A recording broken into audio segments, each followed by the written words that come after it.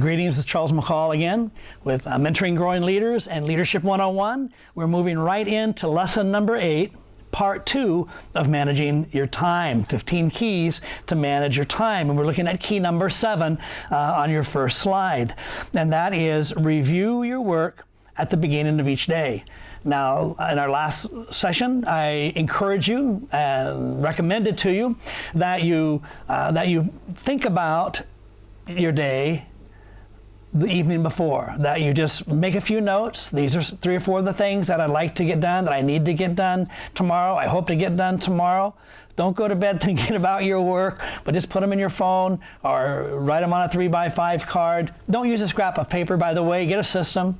Either put them in your phone, which is probably the best thing to do. I use notes that came with my phone. There's another app that I can share with you. It's called Wunderlist that I also use.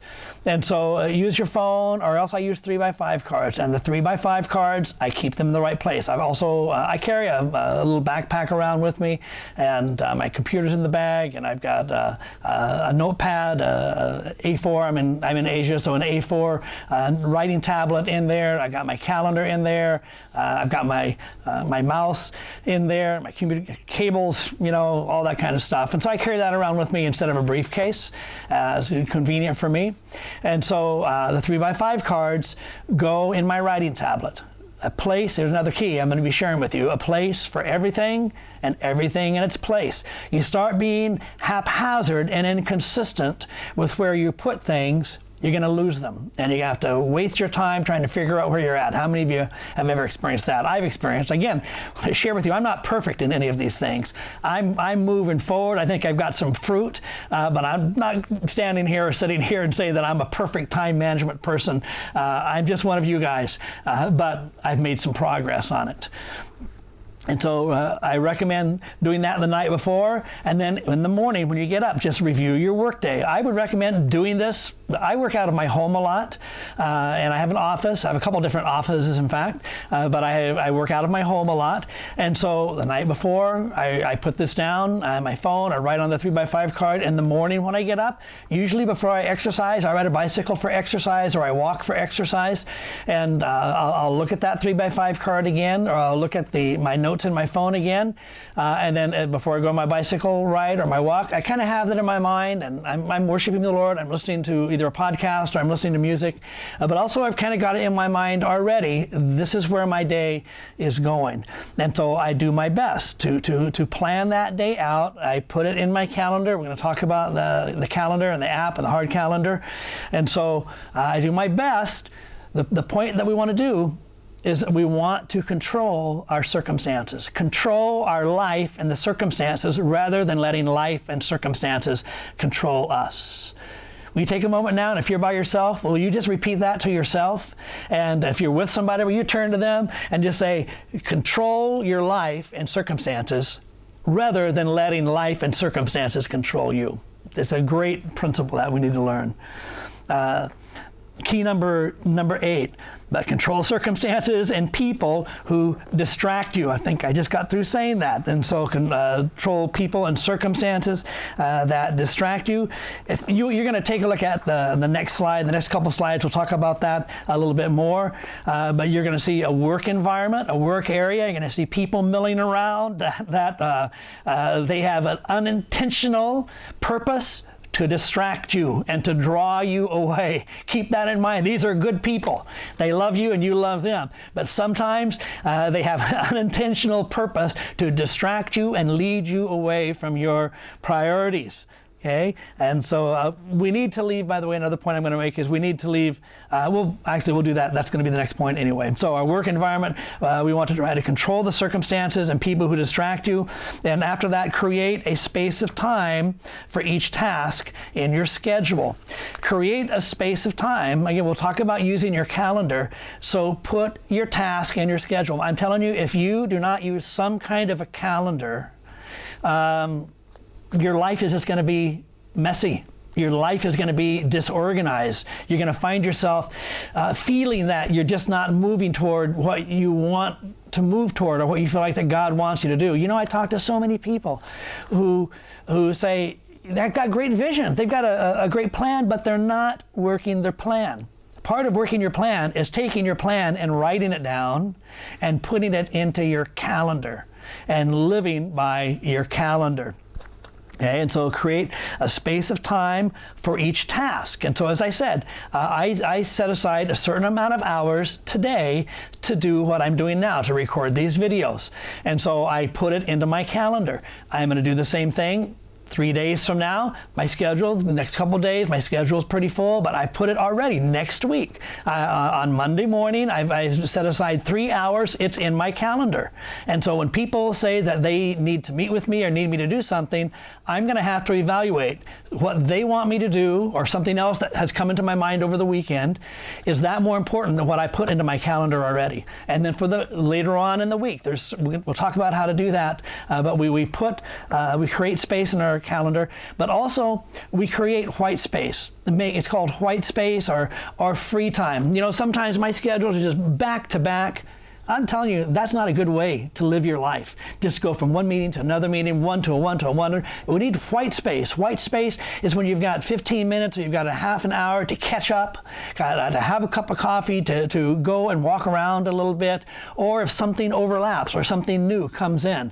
And so put what you need to do into your calendar, but also leave space, leave empty space in your calendar as well. For most of us, the kind of people that I'm talking to, it's going to get filled up anyway. And so here, I'm going to summarize this. This is not in your notes either. I'll summarize it. Have a plan for your year and your week. Have a plan for your year, your month, and your week. So this is what I'm trying to summarize here. Take control of your schedule. Don't let people or circumstances control your life, if at all possible. If you don't have a plan to go somewhere, you will go anywhere. And plan ahead. Don't just do things as they come up, but plan ahead. Think into this year. I've got things, you probably have too, but I've got things scheduled into my year of when I'm going to do them, what I want to do, months ahead, a couple months ahead. I'm usually at least 3 months ahead that my schedule is quite full. And so we'll explain how to do that and why it's important. And here's the other thing, make time to think and to plan and to be quiet. Put that into your schedule. So many people that I know in the world that I live in, they are just busy. But you have to make time to slow down. You have to make time to stop. And so make sure that you put into your schedule, again, you put it into your calendar, you put it into your phone, and that you have time to be quiet, you have time to think, and you have time to just rest and let your mind rest, or let your mind just think, plan, and to be quiet. You have to schedule that into your schedule. If you look at the next slide, you're going to see an office area. This is actually our office area at our church and NGO in Cambodia. We have new offices, and you see this kind of office space is not created for productivity. This kind of an open office space is not where you're going to get a lot of work done. And that's why I don't come to the office and I stay at my home most of the time. It's easy to get distracted. This is an office space that actually my wife helped prepare for efficiency, for space efficiency. Not for work efficiency, but for space efficiency. We got a lot of staff, and we need to use our space, and my wife is excellent at doing that, but it's not very good for actually getting anything done because it's too open and there's too many distractions. You got people to your left, right, all around you, the cubicle kind of concept, and it's difficult to get things done. I see it every day, and as I said, that's why I'm not there a lot of the time for that very reason.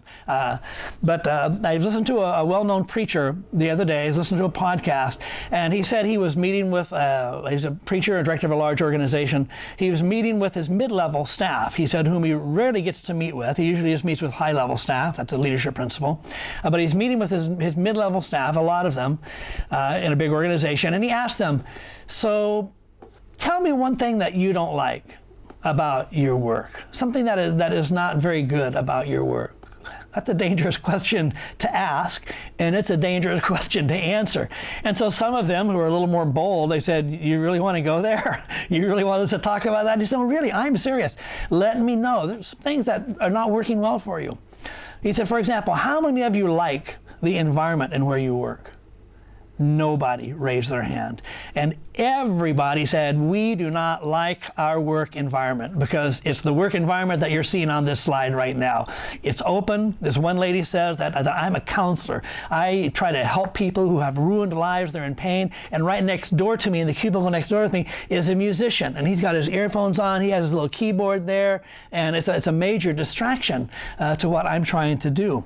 And so be careful about being distracted. Now, if you're in this kind of environment, you have to figure out what you can do about it, how you can find the quiet time, how you can find the focus time that you need. Honestly, for me, I would move to a coffee shop. We're in a mall. Our offices are in a mall. There's a coffee shop, a couple of coffee shops on the same floor we are. And so if I really want to get something done, I'll move out of my office. I'll go to the coffee shop. I'll let the staff know that I'm going to go to the coffee shop, take my computer with me, or take my thinking pad with me, my writing pad or something with me.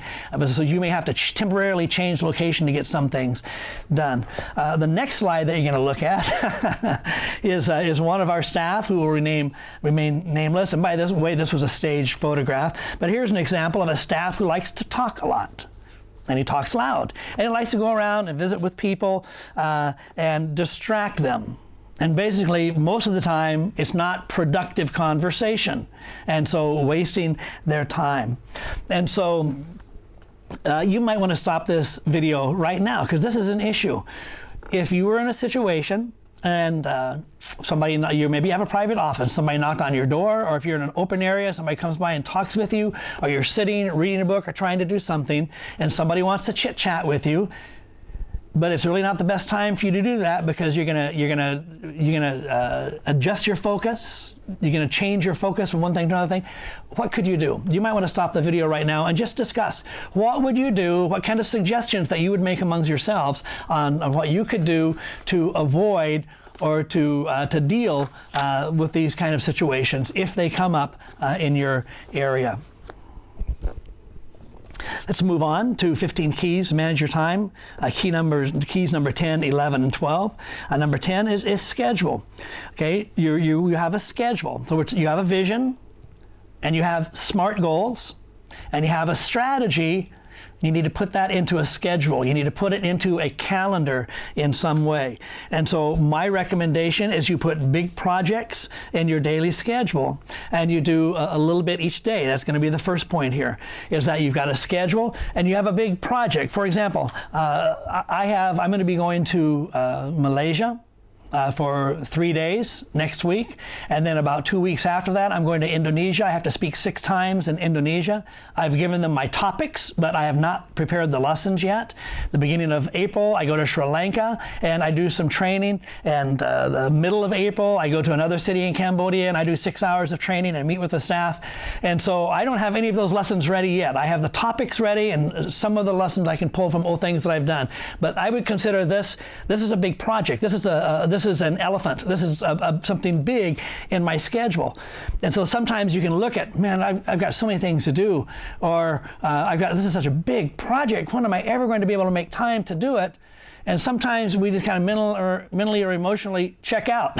I'm not going to do it. I'm just going to put it off till the last minute. Not a good idea. And so you put it into your schedule. You put it into your calendar.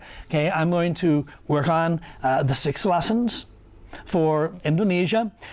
This next week, I'm going to put it in every day, 1 hour. I'm just going to work on it. I already have the topic in mind. And for me, I've taught some of these lessons before, so it's just a matter of me pulling together how I'm going to present it to them.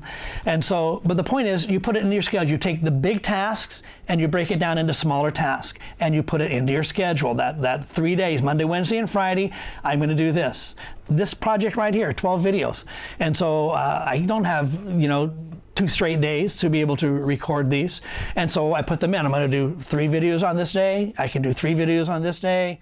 I can do 3 videos on this day. So I take a big project and I spread it out and I put it into my calendar. Key number 11, think and plan. Put time in your weekly schedule to think and plan. We've already talked about that. Then, so for me, I look when my schedule is full, and sometimes I'll be honest with you, if I look at my schedule, I'm going 7 days a week for 3 weeks in a row. That's not good. That's not right. It's not healthy. And so but sometimes like this week, I got something going on Saturday I need to be involved in. I've got on Sunday, and then Monday I start all over again. And so I'm looking at my week ahead, and so I'm looking for that white space. There's a break someplace. There's not back to back. I've got things to do. And so I'm looking for someplace. I'm going to block out the time. I'm going to put it in my calendar, and I'm going to protect it. Time to think, time to plan, and time for quietness. Then number 12, we use a calendar. And so we use a calendar to schedule the activities of your life. And so using a calendar, I use calendars, 3 different kinds of calendars, but they're all basically synced together. I use, for the most part, I use my phone. I use Google Calendar, and you're going to see a picture of that in an upcoming slide. I use Google Calendar because I can color code it. And then I use, all of our office here uses Microsoft Office. A couple of them, they like to use like Google Calendar, but most of us use Microsoft Office. My Microsoft Office syncs with my Google Calendar on my phone. And of course, if you use Google Calendar on your computer, it syncs with your Google Calendar on your phone. And then I have a hard calendar. You're going to see a picture of that in one of the slides too. I use a hard calendar, honestly, because I don't always have my computer with me. I don't always have it turned on. And my phone, I can just look at 1 day at a time, or if I look at a month at a time, it's really small. And if I got several things on that day, I can't see it all. And so the benefit of having a paper calendar with me, and I use one, again, you'll see a picture of it, but I use one for us. It's an A4 page, and it's 2 pages for 1 month. And so it's big places I can write in. And the other thing is it has the Cambodian holidays in it. And I write the USA holidays or other holidays that will affect me, Chinese New Year, things like that, that will affect me. I put those into my calendar as well. So I know where the holidays are, so I build around that. But this is the point I'm trying to make, is that you use a calendar to schedule your activities. And I color code. You're going to see, and I'm going to share with you an idea that I use, and I try to color code everything. I color code my calendars, and I color code my files. And so, for example, the local church here, in Phnom Penh, any activity that is associated with the local church here is yellow. It's yellow in my Google Calendar, it's yellow in my my Microsoft Outlook calendar, and it's yellow in my paper calendar. I highlight it in yellow. I write it in black ink, but then I highlight it in yellow. And anything that is associated with our church planting ministry, which is where my primary focus is, anything in the church planting ministry is in green. In my phone, it's in green, and in Microsoft Outlook computer, it's green, and in my paper calendar, I highlight it in green. And the same with the files. My filing system, as you'll see, is the file folders that are associated with the Phnom Penh Church is in yellow. File folders associated with the church planting ministry are in green. Anything that is personal, what I'm doing here, mentoring growing leaders, is blue. And so in my phone, the appointment or the task is blue, the same in my calendar, and the same in my paper calendar, I highlight it in blue, and the same as the file folders, it's in blue as well. And then I've got some other things. I'm involved in the Cambodian Church Planting Center. I'm involved in a lot of different areas, and so each one has a different color. Why is that? So it's easy for me to do. I can look at my calendar and I can see right away what I'm doing. Okay, my Leadership Institute is purple. And so I can see right, whoa, we got a lot of stuff going on for the Leadership Institute in the next couple of weeks. I see purple, purple, purple, or yellow. And so same for my file folders. Easy for me to find. I need where to put my, sometimes I have a stack you'll see next to my desk of file folders, things I'm currently working on. All I have to do is look for the color. I don't have to look for the name. And the yellow, for green, blue, purple, whatever color it is. And so I color code. And regarding your calendar, you put big events in. I call them big stones. Put big events in, like holidays, You know when the holidays are going to be, and so put those into your calendar or highlight them in your calendar. And seminars, if you know there's a seminar is going to come up or an event is coming up. We have an annual conference every year. That's in September, and so I make sure that's in because that's a big event. Everything has to be planned around that. I know there's certain seminars I'm going to be doing or events that I'm going to be participating in, and so these are big. These are big events that they're in the calendar. They're probably not going to change. Holidays aren't going to change. Some big conferences, things like that, they're not going to change. So those are kind of the immovable stones in my calendar. And then the next level are things that I plan. I want to do a seminar, I'm going to visit someplace, going to go overseas or something. That is going to be the next level down, the smaller stones. And so I build the smaller stones around the bigger stones.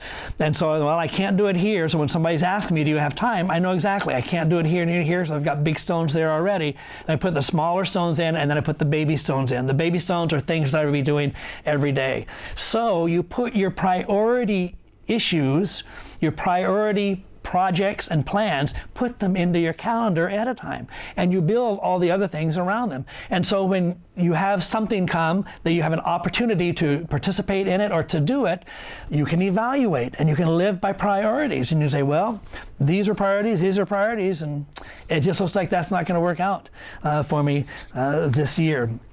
And so you can put the goals that you want. You can put that into your calendar, and you can put what you want to do and into your calendar, months in advance. Often, again, the nice thing about these phones and these electronic devices, I can put something to remind me 6 months from now, or remind me a week before the event that I have to do this, or 2 days, or a month. My visa expires. And so all these things I can put, and they can remind me, my visa expires on December 31st.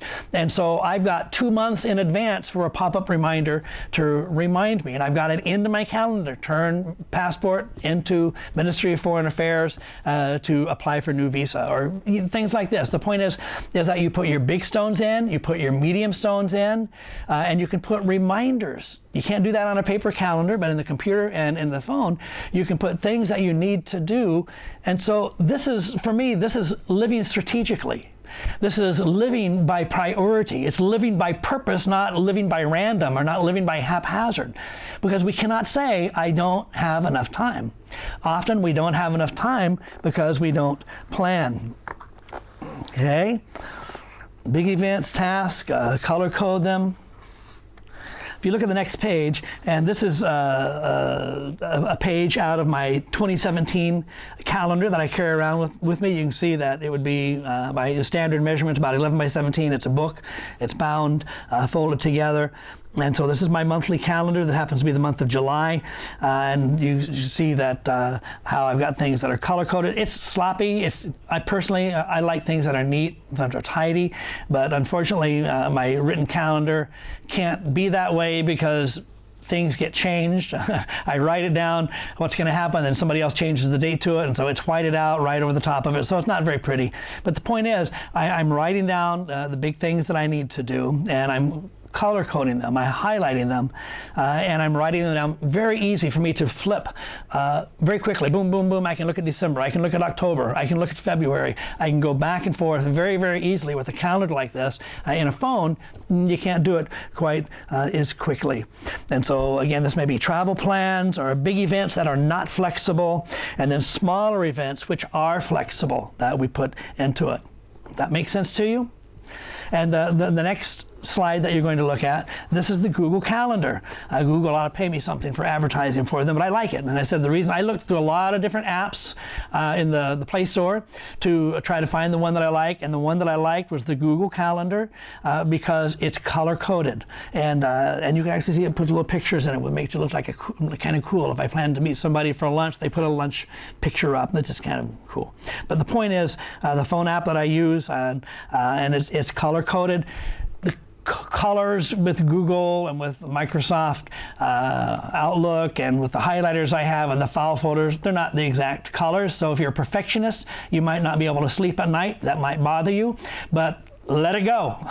And the colors are not quite the same, but generally, the yellow is basically yellow, the green is basically green. I try to keep them similar colors again, so I can find things very quickly and be able to file them systematically as well. The next slide you're going to see is an app called Wunderlist, and Wunderlist ought to pay me for advertising too. And it's a task list.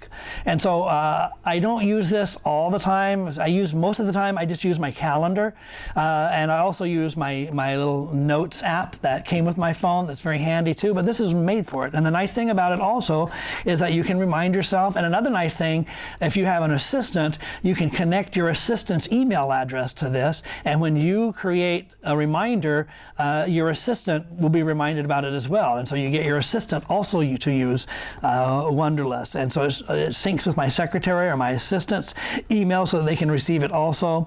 And so again, this is nice. You put in advance when you're going to do that. Moving on to keys number 13, 14, and 15. Make a task list each week and prioritize your task according to annual goals. I read something the other day or saw something on LinkedIn or someplace that says, do away with the task list. Not for me. If maybe somebody's got a better idea than me, they probably do. But for me, the task list is very helpful. So you make a task list. You can use Wunderlist. You can use a 3x5 card. You can use the Notes app in your phone or some other system that you have. But here's the thing, be consistent. Here's another key. If you use a lot of different devices and if you use a lot of different apps, then it's very easy to forget where that information is. So for example, I have WhatsApp, I have Microsoft Messenger, I have email, I have some other social media communication tools, and sometimes people will send me something and because I use so many of them, I forget, where is that information? Did they send that as an email, or was it an attachment in WhatsApp or Microsoft or Facebook Messenger? And so for me, people are always saying, hey, try this out. And I say, you know what? I've got 3 or 4 of them that I use, 3 really that I use all the time, and I try to stick with those 3. Otherwise, it just gets messy. I've got Instagram, I've got stuff all over the place, and where did I put that? Where was that piece of information that I really need?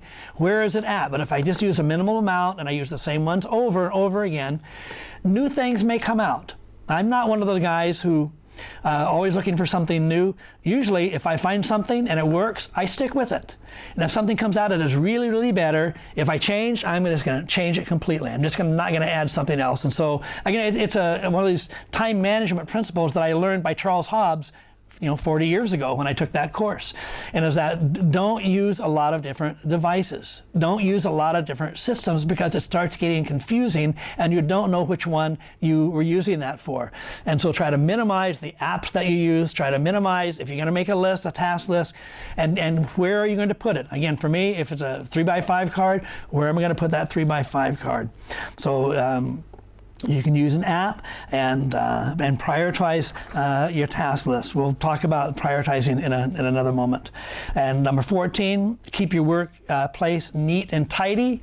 Honestly, I try to do that. I'm pretty good at it, but sometimes it gets pretty messy. Sometimes I just don't have the time. My problem is, especially if I go overseas, I come back, I bring documents back with me, or documents like I have now. I was in another part of the country teaching and doing some training. I came back, and so I got a pile about that thick sitting next to my door. I haven't refiled them yet. I haven't had time, but I will be able to do it before I go to Malaysia next week. It will get done, and things will be neat and tidy again. But try to have a neat and tidy work area, and create a system to file your documents. Hard files are still necessary. Hard files have not disappeared off the face of the earth yet because everything is kept on the cloud. I'm an old timer, and so I like a piece of paper in my hand, but I've really been trying to change that over the years. And I've tried to do more things, taking my notes on the phone or taking my notes on the computer, storing it on the cloud, and trying to have less and less paper files. I've made huge progress, but I can't do it all because some things come to me in a paper file, and unless I scan it and then file it. So you'll have a paper file system. Organize that system. Regarding tasks, as I said earlier, you have to constantly be evaluating your tasks. Constantly be evaluating your tasks. Now, if you, by the way, if you have purchased this program, which I'm supposing that you have, you're going to have somebody who's going to be leading this discussion is going to have the slides they're probably showing, but you will also have my slides. I'm looking at my slides right now. I put them together in a book, and so these are my slides, but also my personal notes. I'm reading from my personal notes. I'm not reading from my slides on my computer right now, but I'm reading from my personal notes that I typed into the notes sections on the PowerPoint slide. And so some of the things I'm talking about, they're not on the slide itself, but they're in the personal notes that you should have as well. Constantly evaluate your tasks. Constantly, you have to constantly be evaluating because you're not going to be able to do everything.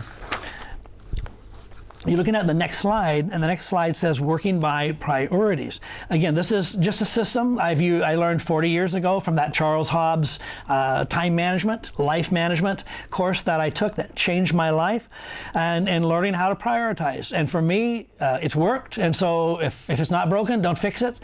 And so for me, I use A, B, and C. Priority A, Priority B, and Priority C. Priority A is top priority that is associated with my long-term or medium-term goals. Now, if you're working for someone, if you're an employee, then your boss's long-term goals have become your long-term goals. And your boss's medium-term goals are now your medium-term goals. But the point is tasks that I consider A are top priority, and they're associated with something that is long-term. Let me say something also. If you've never read the little booklet called The Tyranny of the Urgent, Tyranny of the Urgent, you can find it on the internet in its entirety in PDF form.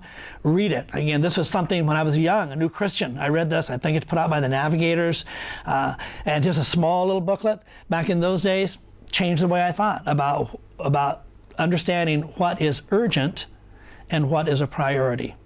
And so being urgent and being a priority are very different. It's very important to understand that. So a priority is associated with what your boss wants you to do or associated with your personal vision, and that is A priority. B priority is important, but not as important as A. It's important and you need to do it. But C, this is where most of us get caught up. C priority, it is not urgent and probably not important. It's just something that we like to do. And we usually gravitate toward the C priorities because we like to do them. They're fun. We get some kind of an enjoyment, quick-term enjoyment out of it, short-term enjoyment out of it. It's not urgent, it's not important. And so the way that you do this is that as you evaluate your task, and this is what I do. I make my list, and then I look at it. Which one is A, which one is B, which one is C? Sometimes it's difficult to decide, but often the C priorities are easy to decide. C, C, C. Two A priorities today, 2 B priorities, 3 C priorities.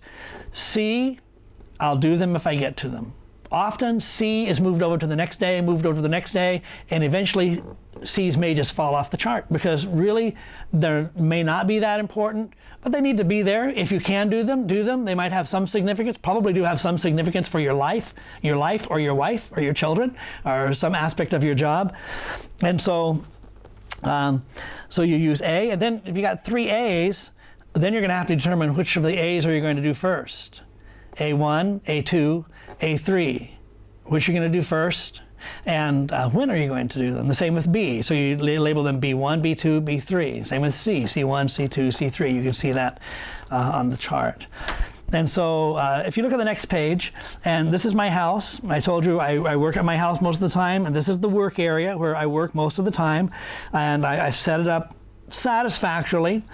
And so I have my little desk. On the left, I have 2 file drawers where I keep only the things that I'm working on currently in those file drawers, or things that I refer to frequently in those file drawers on my left underneath the desk. And on the right, you see the printer, and you see a little plastic container there, and I got a place to keep my pens and the office supplies that I use all the time. And then you see a small little bookshelf, and so those are reference books that I refer to a lot. And so I've got them right there because I don't want to have to be chasing them all over the place. And then you'll see a photograph. The second photograph is the exit door leading out of my house. And we have a little cushion there. And so what I do is things that I'm going to be using the next day at my work, I lay them right there next to the door. And so I put my bag over there, and if it's this book, for example, was laying there this morning, and a couple file folders were laying there, and some documents were laying there, I lay them right next to the door to remind me before I leave the house, they're right there, and I bring them along with them. I've done this the night before, and so I've prepared the night before to do my work today. The next slide, you're going to see some more photographs, and you see the little drawer that I have where I keep my pens and keep my Casio, keep my calculator there, and you'll see my printer. I got my little keys. My keys are hanging up there on the bottom of the shelf. Again, for keys, a place for everything and everything in its place. If I don't put my keys where they belong on that little hook, who knows where they could be. And then, so you'll see the printer and the whole setup. So this is it's within an arm's reach to my right of everything that I need. So that's how I roll. The next slide, you're looking at my messy file folders. These two drawers to my left were built, and they weren't built properly, and so they don't fit my file folders the way that I would really like to fit them. They don't fit the hanging file folders, so they're nice and neat, but I live in Cambodia, and even honestly, the quality of the file folders that we can buy in Cambodia are not the quality that you can get in the United States or North America or Australia or Europe, and the colors. I told you I color code. I only have like 4 colors to choose from in Cambodia, so it kind of crimps my style in that way, but I do my best. And so you organize your files, and you organize them in an orderly way. Again, there's many different ways to do that, and your way may be working for you already. I organize mine by subject. And so what is the subject? So I've got Phnom Penh Church, I've got church planting ministry, I've got personal business, and so I've got the broad sections, and within those hanging file folders or multiple hanging file folders, color-coded, I've got the hard files that are associated with those big topics, and that's how I do it. And again, you look at the next slide and you can see some of the topics there. And so you see Kampong Speu is a city where I helped plant a church, and Poi Pet is where I planted a church. And so you see, obviously, those are the city churches that I relate to. That's part of my job of mentoring and fathering and working with our city churches. And so mine are categorized by big topics. These are the ones that I use the most. And the other thing with all of these files is that you have to purge them often. You've got to go through and just sort through them. You can look at the next slide if you want, and sort through them and throw them out. There's some of them I look at and I think, you know what? These are old. I don't need them. I kept them for a season in case I needed to refer back to them. I haven't referred back to them in months or a year, and so I'm going to toss them out. And so I try to keep current. So you do have to purge them and kiss goodbye the precious files that you spent so much time typing or writing, because really, we live by priorities. We're people who live by priorities, and we try to be organized. And so the next slide, you're going to see a photograph of my computer files and how I file mine. And again, I file mine and I sync it with the web. I use not OneNote. I use OneDrive, and so I sync mine with OneDrive. But I've got just a limited amount of folders. And I use the big broad categories. I've got my, Charles and Cynthia McCall in issues, current issues, ministry issues. And I've got leadership, Cambodian Leadership Institute, New Life Fellowship, the church as a whole, and then underneath that, I've got the 7 spheres of society. I like to function, and the 7 spheres, anything associated with religion goes in the religion folder. Anything associated with education goes in the education folder. Anything associated with social relationships, like family, goes in that folder. So that's how I've tried to get a limited amount of folders. I used to have a zillion of them, and again, it was so difficult to find anything. Can't color code these things, I don't think.